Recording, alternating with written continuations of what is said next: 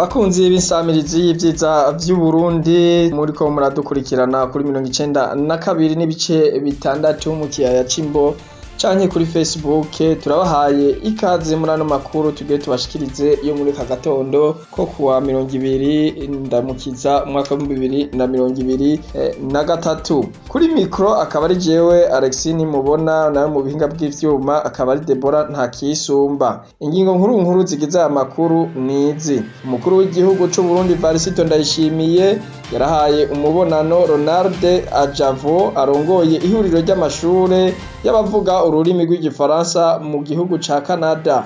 Uwo mubonano wabereye Igitega kuri uwa 19 Ndamukiza uyu mwaka. Buramatari w'intara ya Gitega Ndamukiza asaba bene gihugu bo mu Gishubi guhereza imanza ku mitumba bavako batiriwe baraja mu masentare. Akaba yabivugiye mu nama yagiranye nabo kuri uyu wa 17 Ndamukiza.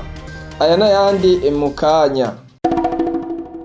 Radio Television RTBB Nijwigiza Urundi bwiza.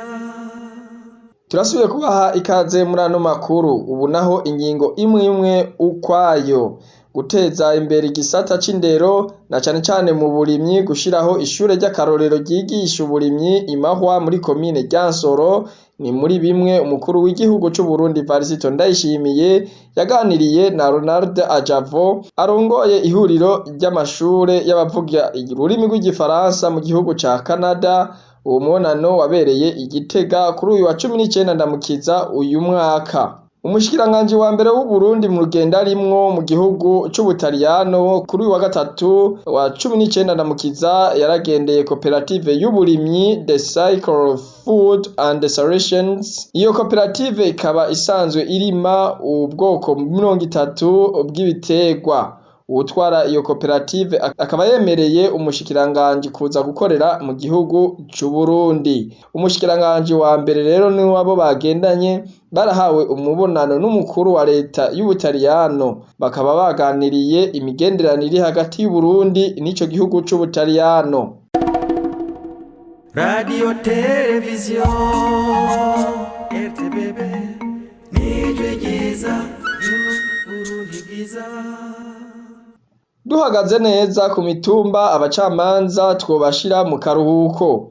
Vyashikirijwe na buramatari w'intara ya Gitega Ndamukiza kuri uyu wa 17 Ndamukiza, aho yari yagendeye komine Gishubi. Akaba yari mu ntumbero yo gutorera inyishu ibibazo vy'abene gihugu bo mu mitumba 19 igize iyo komine. Buramatari yahamagariye kandi abene gihugu guhereza imanza zabo ku mitumba batiriwe barazijana mu masentare. Yanabasavye gushigikirana mu kuri kugira ntihagire uwurenganwa. Kubwa Vena Sinzinkayo, umushingamateka yatowe muri iyo ntara, yaribukije abene gihugu gukundisha abana babo amashure kuko igihugu gitezwa imbere n'incabwenge. Nayo ibijanye n'uburimyi n'ubworozi, abene gihugu basabwa guhindura ingendo ngo iterambere riva mu mutwe. Abakuru b'imitumba basabwa kubera akarorero abo bajejwe. Mw'ijambo ryiwe, Oscar Uwimana ajejwe uburimyi n'ubworozi muri iyo ntara yabahamagariye guca imikobeko, bakoreshe umwavu w'ikirundi kandi borore ibitungwa bito bibasahiriza mu mwavu.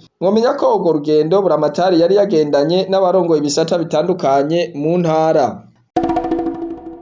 Radio Television RTBB Nijwigiza Urundi bwiza.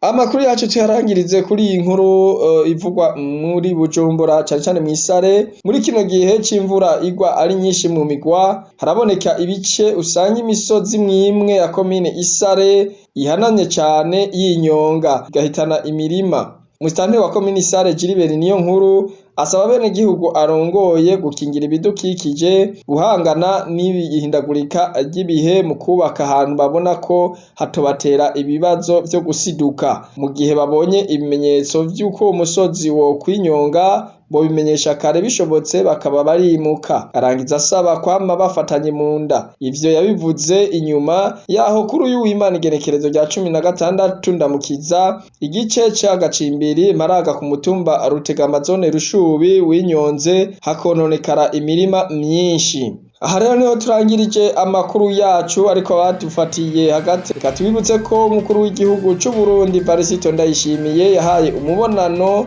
Ronald Ajavo arongoye ihuriro ry'amashure y'abavuga ururimi rw'igifaransa mu gihugu ca Canada. Umubonano ukaba wabereye Igitega kuri uyu wa 19 Ndamukiza. Nayo buramatari w'intara ya Gitega Venamani asaba bene gihugu bo mu Gishubi guhereza imanza ku mitumba bava ko batiriwe barazijana mu masentare.